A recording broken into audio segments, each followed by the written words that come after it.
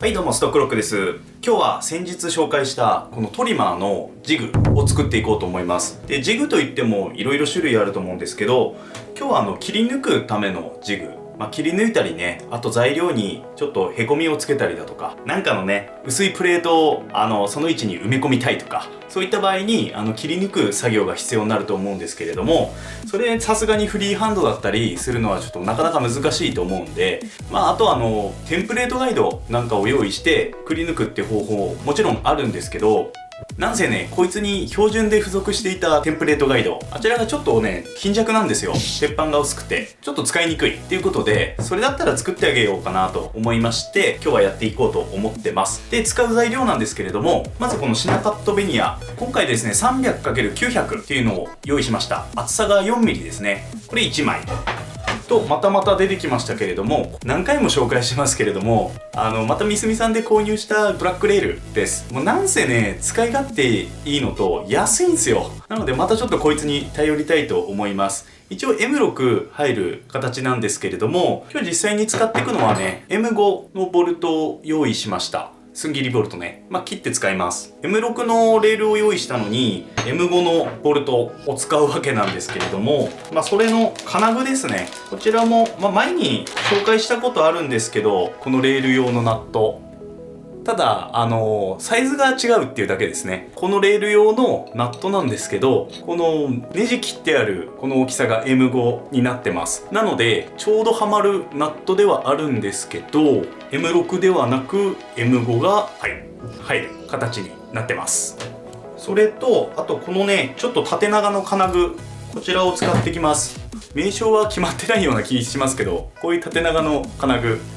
これがちょうど M5 のボルトが入る穴の抜き幅になってます。これがね、4枚なんですけど、ちょっと10枚セットでしか買えなかったので、10枚今回購入してます。で、ちょっと高いんですよ。1枚ね、60円ぐらいかな。高くもないか。いや、ちょっと高いような気がする。あと M5 用の超ナット。こちら4つ使います。あと M5 の締め付けるためのネジ。今回鍋ネジ用意してますけど、他のネジでも別にいいと思います。たまたまこれが目に入ったのでこれにしました。主に使う材料は以上になります。あとね、またこのボルトとナットをくっつけるために接着剤なんかも使うんですけれども、これでほとんど、あと両面テープだ。接着剤と両面テープ。基本的な材料はこちらで終わりです。それでは早速作り方の説明に入っていきたいと思います。先ほど紹介したこのレールの長さ30センチで4本購入しているんですけれども、この30センチっていうのが意味がありまして、今回購入したシナカットベニヤ、この30センチ幅、こちらに合わせた長さになってます。この長さがね、ちょうど収まる形で注文しております。で、使い方なんですけど、このガイドに沿ってトリマーを動かしていくと、そういった使い方になります。で、これをね、4つ作っていきます。なので、まずこれ、あらかた幅を決めちゃって、4つにカットしちゃいましょうか。今ですね、いろいろ測って大きさを決めたんですけど、まず10センチ幅。10センチ幅で4つカットします。10センチ、10センチ、10センチ、10センチ。ちょっと、ハーツ分誤差出るかな。いいや。大丈夫でしょう。10、1、2、3、4枚。これをまずカットですね。で、ちょっと薄いので、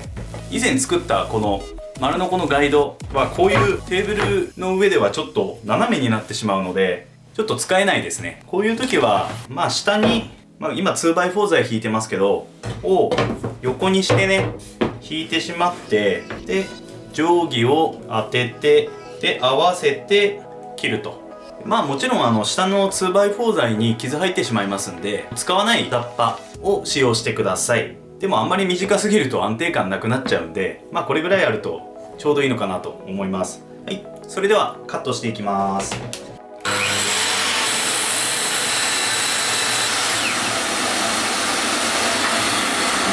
はい、こういう風にね、カットできました。でね、よくね、これ下に引く材料なんですけど、縦に引いちゃう方いるんですよね。例えばですけど、丸のこ定規作った時家って話なんですけどね、こういう状態でここカットしちゃうとキックバック起こるんですよ。板が切れた時に真ん中にこう沈んじゃいますんで、そうなると刃挟める形になって丸ノコが手前にポーンと跳ね返ってくると、そういう風になっちゃうんで、これ絶対下に引くのは縦に引かないでください。引きたい気持ちはわかるんですけどね、下の材料切らなくて済むんで、こういう横に使っていただいて、この下ごとね、これ今切れ目ちょっと入りましたけど、この下ごとカットしちゃう。そしたらカットされた後も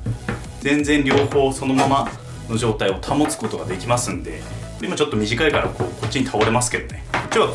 私こうやって押さえて切ってたわけですから、で切れたやつもこのままの状態保てますんで、キックバックは絶対起こらないです。なので下に引くこういう 2x4 材は横にして使ってください。ということで、これを引き続き残り3つですね、カットしていきます。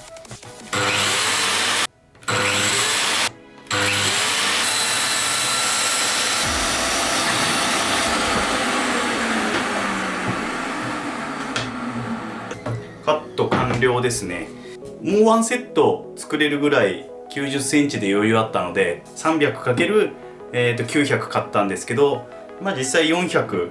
450ぐらいあれば、ちょっと余分にね、それぐらいあれば十分作れます。はい、ということで次このレールをね取り付けるわけなんですけどね、本当はねネジ止めした方がいいかなって思うんですけど、とりあえず両面テープだけでいってみようかなって思ってます。もしダメだったら後から、この上から穴開けて、先ほど使った丸ノコ定規みたいに、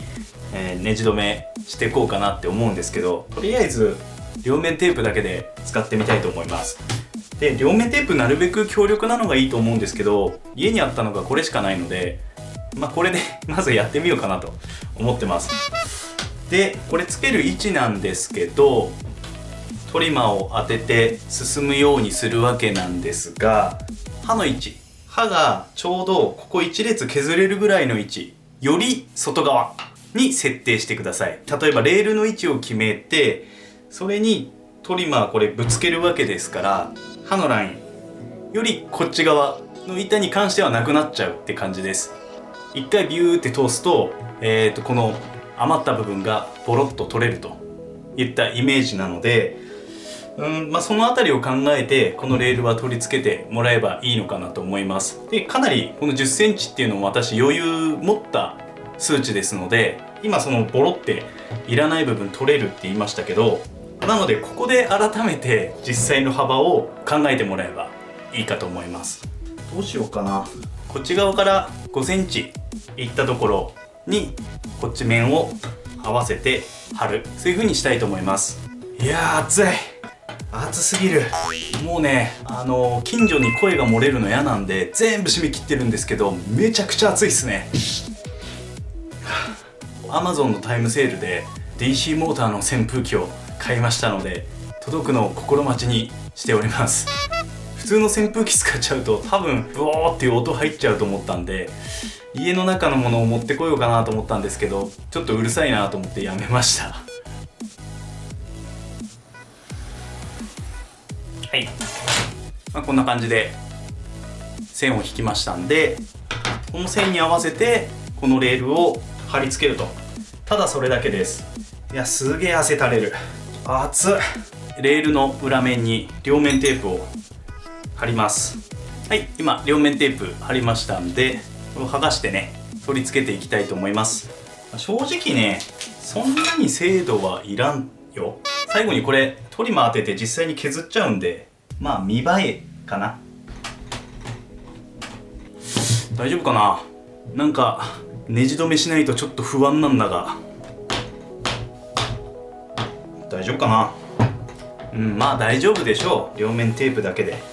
ちょっとね不安なんですよ。こいつの接着力がどれだけのものか分かんないんで、実際にもし真似する方がいらっしゃれば強力な両面テープでやった方がいいと思います。ということでこれを残り3つ作っていきたいと思います。はい、ということでね今4枚作りました。10分あればできるかなっていう感じなんですけど、ちょっとただ私こういうね何センチだろう、30センチぐらいかな、30センチのM5 の寸切りボルトしかなかったので、ちょっとこれカットする必要あるんでね、カットして、あとこのボルトにまた接着してっていう作業がちょっと必要になっちゃうんですけど、で実際にそのボルトの長さ何センチにカットしたらいいかなっていうのがちょっとわからないので、一箇所形をね作ってみようかなって思います。これをね先にね僕ちょっと接着したいんですよ。時間かかるんで長さをね測りたいと思っていて、実際にこうなって OK。 この長さがあれば2センチちょい、2センチで足りるかな。2センチ、2センチの寸切りボルトが必要っていう感じですね。4つなのでそれをちょっと先に私作っちゃいます。売ってたっけ、寸切りボルトで2センチとかって。どうなんだろう。はい、ということでね、ボルトだいたい2センチぐらい、2センチあればいいかなっていうぐらいだったんで、2センチ以上あるような形で4つ、1、2、3、4ね、4本切ってきました。でこれをねちょっと時間かかるんでボンドで固定しちゃいます。このボルトとね一体化させた状態で、よいしょ、この状態で、ボンド接着剤で、金属用の接着剤でね留めていきたいと思います。でまたこのメタルロックと、これそのまんま前使った時からそのまんまこれそのまま使っていきますまあここで2液タイプなんで、ここで混合して使っていくといった感じです。これはね動画には撮りませんので、もし見たいよって方いれば前の何の時だっけあれ使ったの、ドリルスタンドの作成動画見ていただければ、わかると思いますんで、こっちにね表示させておきますんで、そこから前の動画を見てみてください。はい、今ね接着しました。こんな感じで、はい、これが123つね。でこれを、夏場なんですぐ乾燥すると思うんですけど、この状態でほっといて、その間に、先ほどのね作ったこちらを、要はちょっと今刃出しましたけど、簡単に言うとここ当たりますよね。はい、この当たったラインで全部ズバーッと落としていくっていうことですね。これ4枚やってしまいます。なんか台の上に乗せて削ってもいいですし、こういうテーブルの端っこ使ってね、落としちゃってもいいと思うんですけど、どうしようかな。さっきの2倍材の上でやりますか。じゃあこの上で乗っけて、これで削っていきたいと思います。よし、では削っていきます。ちょっと分かりやすいようにここでやりますけど、本当はねテーブルの端っことかでやった方が安定感は高いかもしれないけど、ここでやってみます。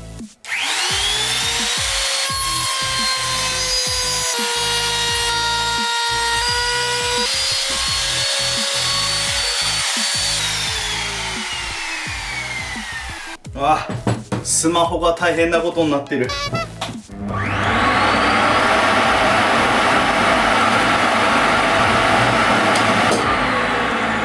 はい、こんな感じで、ちょっと私の歯悪いのもあるんだけど、こんな感じでちょっとボソボソになっちゃいました。歯が良ければ綺麗にいくと思うけど、私はここただあとはもうヤスリで整えて終わりにしたいと思います。これ全然これでいい。はい、このボソボソのやつをヤスリでチャーッと鳴らすだけで、もうこれで、はい、綺麗でしょ。はい、私はなんかこれでこっちの方が早いんで、こんな感じで一気にやっちゃいたいと思います。これを4枚とも同じことをやります。でこれ絶対にね曲がりようがないですからこのレールもついてるんで、こっちよりまず内側に行くことはありません。このレールよりね外側に曲がる分にはただここを削りきれてないっていうだけなので、再度内側に合わせて削ればいいので、この線にガイドにね合わせて削れるところは削れるだけ削る。そしたら勝手にまっすぐになります。はい、今ね4枚同じものが出来上がりました。あとはねこれをつなぐだけで今回は終わっちゃうんですけど、すごく簡単ですよね。でつなぎ方なんですけど、こうやってこうやってこう、はい、こういった形でちっちゃいものになれば縮めれるし、はい、この中ですね、この実際中をくり抜くんですけど、ちっちゃいものになればこうやって縮めれるし、マックスでこれぐらいかな、はい、これぐらいの中の切り抜きのガイドができるとこんな大きくくり抜くことはまずないけど、一応可能ですと。なのであとはこれをつないでいきたいと思います。でつなぎ方なんですけど、先ほどのくっつけたナットと、あとこっちはですね超ナットで緩めたりするようにつけるんですけど、完全にがっちり固定する部分も作らなきゃいけないので、例えば、この部分で説明すると、こっち側は固定で止める。でこっち側は動く可能性があるので、というか大きさ調整する時動かさなきゃいけないので、こっちは超ナットで止めるっていう形にします。固定の時は普通に先ほど言ったこの鍋ネジで固定していこうかなと思うんですけど、鍋ネジが4つ、ワッシャも4つか、こっちもワッシャが12344枚と超ナットが4つと、はい、これで合体させていきたいと思います。あとナットだね。でこの鍋ネジも、M5 を買ってるので、同じこのナットで固定していきたいと思います。なのでこのレール用のナット全部で8つ使います。よし、じゃあ適当に固定していきたいと思います。これを入れて、これを合わせて、はい、ワッシャを挟めて止めると。はい、こんな感じで止めてます。それとがっちり固定されたものと、あとこっち側、この可動部分には先ほど接着した、ボルトですね。それを通してワッシャを入れて、で超ナットで止めると。そうするとこんな感じで、はい、がっちり止まりますので、稼働させたい時は超ナットを緩めて、でスライドさせると、はい、そういった仕組みになってます。でこれを、4箇所全部止めていきます。よし、はいできました。こんな感じです。はい、これで完成。すごく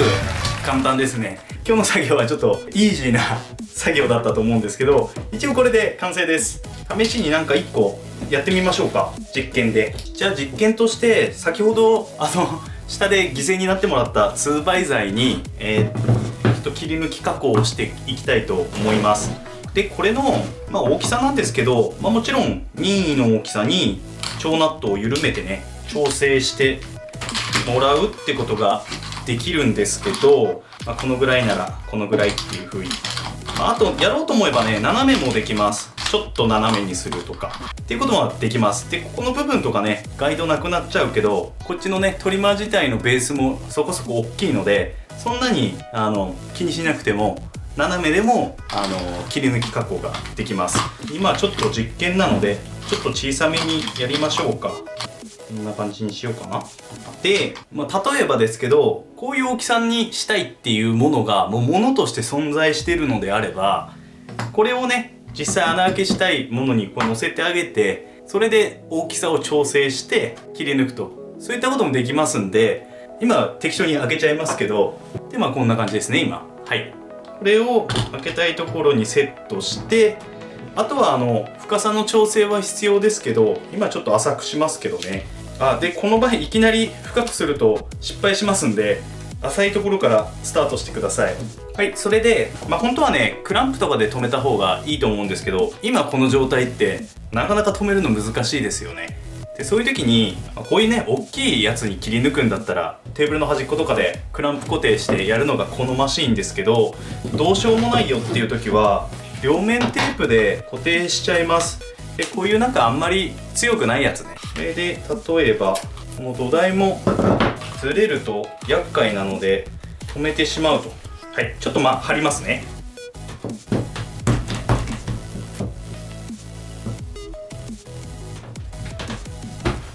これ今 2x4 材作業台にくっつけたんですけど、で実際にこの辺に切り抜くよっていう時に、このね今作った定規ともくっつけちゃった方が絶対にいいので、適当に、これはクランプ使えなかった時の苦肉の策ですよ。あとはクランプで挟んでやった方が絶対にいいので、こういう方法もありますよっていうことで、この両面テープめちゃくちゃ弱いので、結構多めに私は貼りました。強力なやつは全然2列とかで留めれるんですけど、剥がす時大変なんで。はい、ということでテープを貼りました。でこの上にこれをペタッと、はい、めっちゃ余計なとこまで貼っちゃったのでもこれでかなり安定しますんで動かなくなります。でこの状態で削っていきたいと思います。よし、ではいきます。